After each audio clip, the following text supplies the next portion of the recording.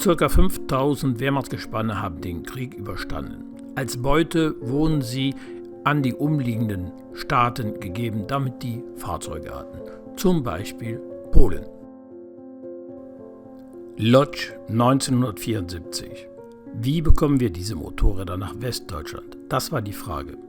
Wir lösten dieses Problem. Ganz legal.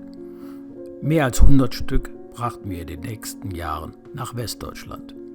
Die Geschichte fangen wir mal ganz klein an, wie sich sowas im Leben entwickelt. Das ist Hans-Peter.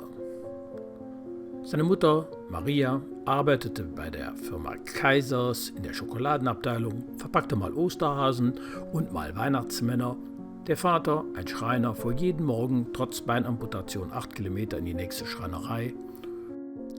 Ein Gebetbuch und das Grimms Märchenbuch.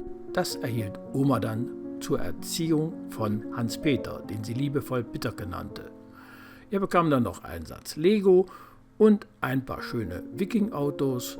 Und als dann die Zeit reif war, dass er zur Kinderkommunion gehen konnte, sein erstes Fahrrad. Ein Fahrrad war damals kein Wegwerfartikel. Peter pflegte es und fuhr die ganze Zeit damit zur Schule, dann 3 Jahre in seiner Lehre als Schreiner, zur Arbeit damit. Sein Traum war eine Kreidler Florette, aber seine Eltern fanden ein Moped zu gefährlich. Als er 18 war, machte er den Führerschein und bekam einen alten DKW Junior. Das war der Beginn einer großen Bastelarbeit, denn irgendwas war da immer dran zu schrauben. Erst mit 20 machte ich dann den Führerschein fürs Motorrad und mein erstes Motorrad war eine alte Honda 250. Da ich vom BAföG leben musste, konnte ich nicht mehr ein Auto fahren. Aber dann fand ich heraus, man konnte bei der Post VW-Busse kaufen und auch bei der Bundeswehr, bei der FEBEC. Ich tat mich mit einem Kfz-Schlosser zusammen, ich lackierte, er reparierte und ich verkaufte in Aachen, wo ich studierte. Und das war eine prima Sache. Die meisten lackierte ich in grün mit schwarzen Stoßstangen. Das konnte ich am besten lackieren. Das war einfach. Ich legte mir dann auch einen T1 zu, den mit den Klapptüren. Damals war die Hippie-Zeit. Da fuhr man bunt, das war was ganz Neues. Mit meiner Freundin machte ich dann die erste Reise bis runter nach Spanien. Das war super. Mit den VW-Bussen lief das so gut, dass ich fast mein Studium hätte aufgegeben dafür. Um die VW-Busse zu transportieren, brauchte ich einen Autoanhänger und natürlich ein vernünftiges Zugfahrzeug. Also legte ich mir einen dicken, fetten Mercedes zu. Mit den VW-Bussen war die Finanzierung meines Studiums gesichert. Studium und Autohandel finanzierten sich gegenseitig prima und trödelten so nebeneinander her. Ich war jung und es machte Spaß zu leben. Es war die richtige Zeit. Mein Großvater, der lebte in der DDR. Vorher kam er aus dem Warthegau. Als die Deutschen dann nach Russland marschierten im Ersten Weltkrieg, stellten sie fest, pass auf, das war ja alles russisch besetzt. Stanislaus, du bist doch Deutscher, komm mit. Und als dann Polen selbstständig wurden, sagten sie, Stanislaus, dich wollen wir hier nicht mehr, marschier ab. Stanislaus ließ sich dann nieder in Kharkov bei Angermünde. Tja, und da starb er dann auch. Das war 1972. Dann mussten wir zum Begräbnis und da kam die große Überraschung für mich. Ich fuhr mit meiner Mutter dorthin, denn Mutter hatte niemand anders, der mitfuhr, mein Vater wollte nicht. Mein verstorbener Opa hatte eine Schwester und die hatte einen Polen geheiratet und lebte in Kolberg. Sie war zum Begräbnis gekommen und nun saß meine Mutter mit ihr dort und sie schnabellierten los in einer Sprache Polnisch. Meine Mutter konnte das. Wieso? Ja, denn ihre Mutter war eine Polin gewesen. Jetzt stelle ich fest, ich war ein Viertelpole, ein Likörpole mit 25%. Aber ein richtiger Pole hat normalerweise mindestens 50%. Was ergibt sich daraus? Einladung nach Kolberg. Also im Sommer hin nach Kolberg und wenn man einen Polen als Verwandten hat, dann hat man auf einmal eine riesige Familie. Irgendwie war das einfach für mich, Polnisch zu lernen. Ich weiß auch nicht wieso, aber es lag mir.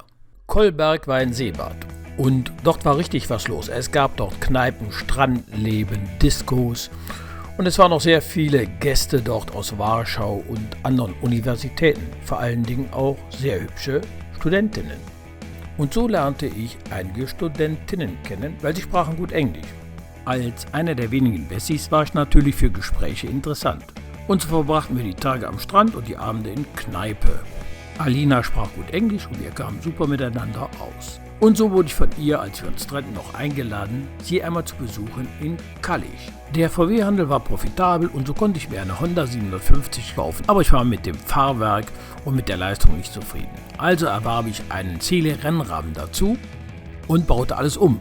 Den Motor auf 812 Kubik und so irgendwas mit 80, 90 PS gebracht, was für damalige Zeiten enorm war. Also entschloss ich mich, mit der Cele Honda nach Polen zu fahren, nach Kallich zu Alina. 2 Grenzen, DDR rein, DDR raus, Polen rein, war schon anstrengend. Alina freute sich, als ich ankam, aber die Eltern bewachten sie mit Argusaugen und der Bruder war gerade auf dem Weg zu einem Motorradtreffen in der Nähe von Wrocław. Also habe ich mich dort angeschlossen und so kam ich zu einem Motorradtreffen nach Wrocław, wo natürlich diese Cele Honda das absolute Nonplusultra war in der damaligen Zeit. Auf diesem Treffen lernte ich den Tomek kennen. Tomek aus Lodz. Er hatte einen Bruder, der sprach etwas Deutsch. Hier auf dem Treffen waren beide mit einer WLA, dieser Harley Davidson Militär, fürchterliches Gerät. Die Amerikaner hatten diese an die Russen geliefert und die Russen hatten sie irgendwo in Polen stehen lassen. Tomek und Wojtek luden mich ein, nach Lodz zu kommen und dort ihre BMW R75 zu fahren. Sie wäre fahrbereit und ich könnte gerne mal eine Runde drehen. So, und jetzt nach 6 Minuten sind wir endlich da, wo wir anfangen wollten. Wehrmachtsgespanne aus Polen zu holen. Es war das erste, was ich sah. Das erste, was ich fahren durfte. Es war eine BMW R75. Und Wojtek, der Automechaniker war, hatte ein Händchen dafür. Das Maschinchen lief wirklich sehr gut. Und ich wollte sie haben. Jetzt war nur das Problem, wie bekommen wir sie aus Polen raus? Diese BMW R75 war östlich von Lodz beim Rückzug an der Straße liegen geblieben, beschädigt, nicht mehr fahrbereit. Ein Onkel von Wojtek hatte sie dann mit nach Hause geschleppt, mit dem Pferd, und hatte sie in seiner Datscha gut versteckt, bis dass er sie einige Jahre nach dem Krieg dann wieder fahrbereit machen konnte. Mit dieser BMW R75 von Wojtek begann der Reimport nach Deutschland. Mehr als 100 Stück sind es dann im Laufe der nächsten 8 bis 10 Jahre geworden.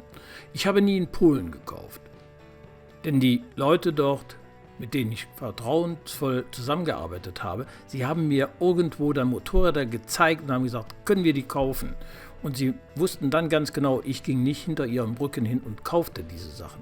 Sie haben sie gekauft, sie haben sie fahrbereit gemacht. Tja, und dann kam ein langhaariger Bärtiger mit einer gelben MZ vorbei. Er sprach hervorragend Deutsch und war Wojteks Freund. Es war Tadeusz. Tadeusz war Historiker und hatte Ahnung von Polen. Und ich hatte im Gegensatz Ahnung von Deutschland. Und so taten wir zusammen und überlegten, wie bekommen wir die Fahrzeuge nach Westdeutschland. Da hatten schon andere Probleme gehabt. Viele Deutsche hatten das schon probiert und waren dann an der Grenze gescheitert. In der Nähe der Grenze bei Bauern haben meine polnischen Freunde etliche BMW und Zündab aufgekauft, die Deutsche doch zurückgelassen hatten und nie mehr abgeholt haben. Tadeusz und ich, wir taten unser Wissen zusammen. Denn wir Westdeutschen dachten Deutsch. Das hieß, DDR-Bürger dürfen nicht ausreisen, nur wenn sie alt sind, Rentner und der Normale schon mal gar nicht mit einem eigenen Fahrzeug. Aber der Pole, er durfte ohne weiteres ausrennen. Er brauchte dafür eine Zaproschenje, eine Einladung von einem Westdeutschen. Und die schrieb ich dann. Und in dem Moment hatte er das Recht auszureisen, über Frankfurt-Oder.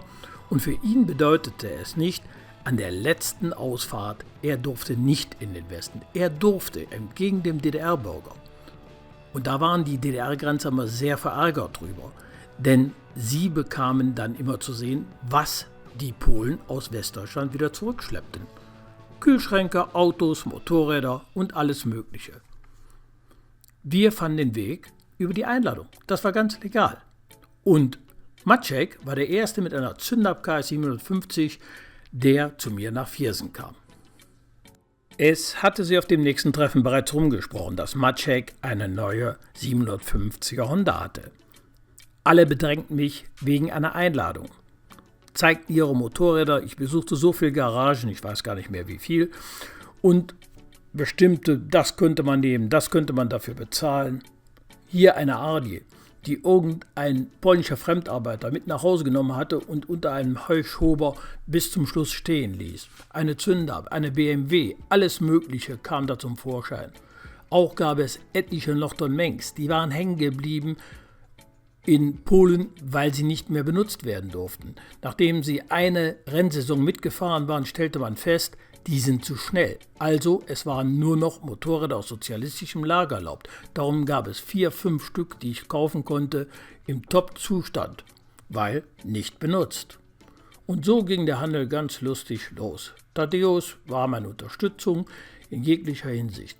Wenn wir hier nach Westdeutschland kamen, dann ließen wir die Fahrzeuge schätzen, zum Beispiel wie hier bei der Data, und zahlten den Zoll. Interessant war, dass beim ersten Mal der Zöllner dann anfing, die Glühbirnen zu zählen, wie viele es sind, denn für jede mussten wir eine Leuchtmittelsteuer bezahlen. Bürokratie, aber korrekt. Wenn der Mann keinen Pass zugeteilt bekam nach meiner Einladung, dann fuhr ihm die Frau, das spielte auch keine Rolle. Das war alles möglich. Maciek brachte einen 326er BMW über die Grenze. Der polnische Zöllner suchte lange. Und irgendwann meinte er, du schmuggelst was, aber ich weiß nicht was. Wir wussten es. Es war das Auto. Ich restaurierte es, hatte die passende Frau gefunden und wir fuhren damit zum Standesamt und heirateten. Thaddäus und ich, wir unternahmen noch viele Reisen, bauten gemeinsam eine Firma in Polen auf für Ersatzteile und sind heute noch die besten Freunde. Wir treffen uns regelmäßig, fahren irgendwo hin. Tja, und Oldtimer ist immer noch so ein wichtiges Gesprächsthema. Wenn euch das gefallen hat, interessant war, dann bitte einen Daumen hoch. Ansonsten einfach ignorieren. Bis dann. Tschüss.